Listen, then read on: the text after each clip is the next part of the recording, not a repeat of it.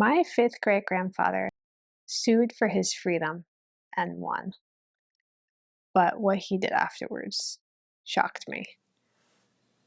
Is this a sign or only a tangent? Where are we going to? My name is Danielle Romero, and I'm the filmmaker from the docu-series Finding Lola.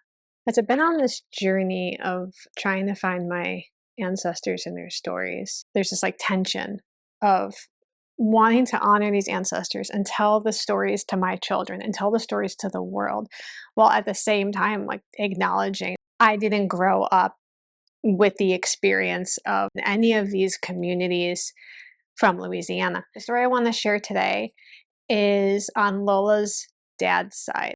My fifth great-grandfather, Noel Coindet, he was the son of the French slave owner Jacques Antoine Coindet.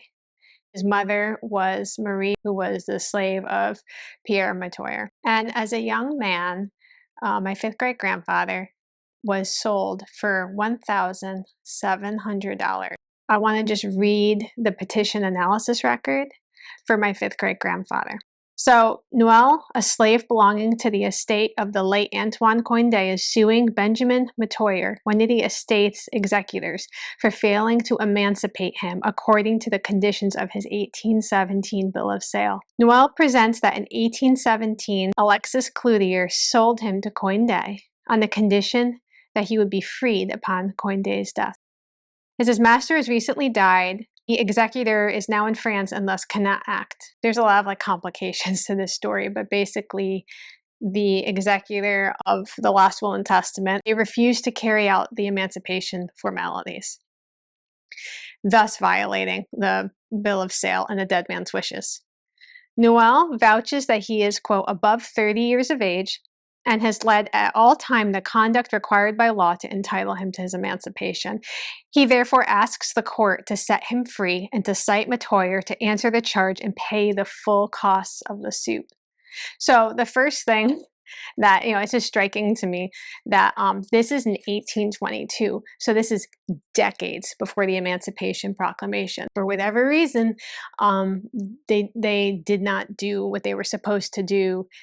He decided after 3 months, I'm suing them. And not only did he sue them for his freedom, but he sued them for essentially damages and required them to pay the cost of the suit.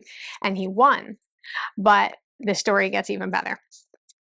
So he then applied for a Louisiana homestead cash and entry patent.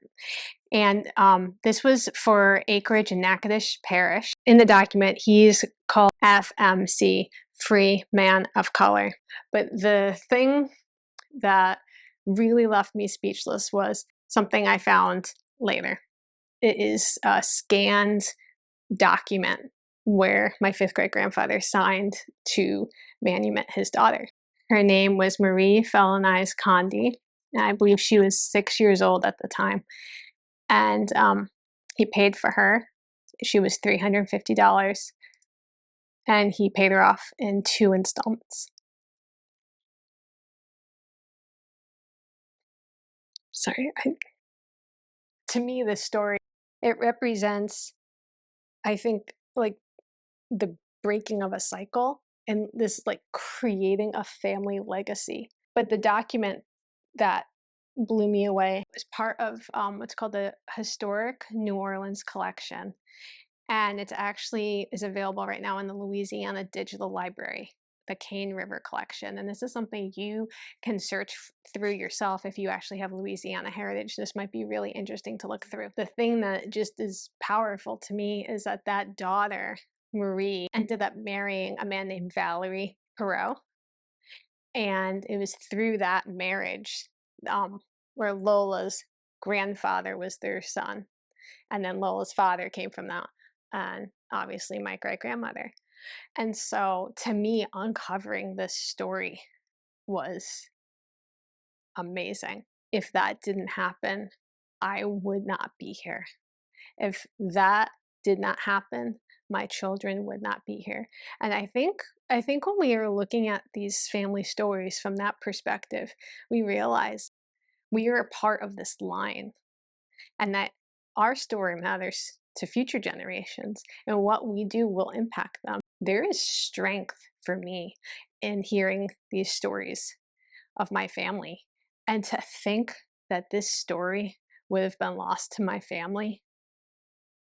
Can you imagine, like, to have something of this, a man of this caliber, and we descend from this man, and to think that my children could possibly not know this story is just not acceptable to me. And this is why I feel so passionately about not just taking the DNA test, but digging in and finding our family stories, finding out where you came from, know what they went through to ensure that you could be here today. We have agency to do things and to make changes, like digging into your family story and finding these incredible ancestors is a step in that direction.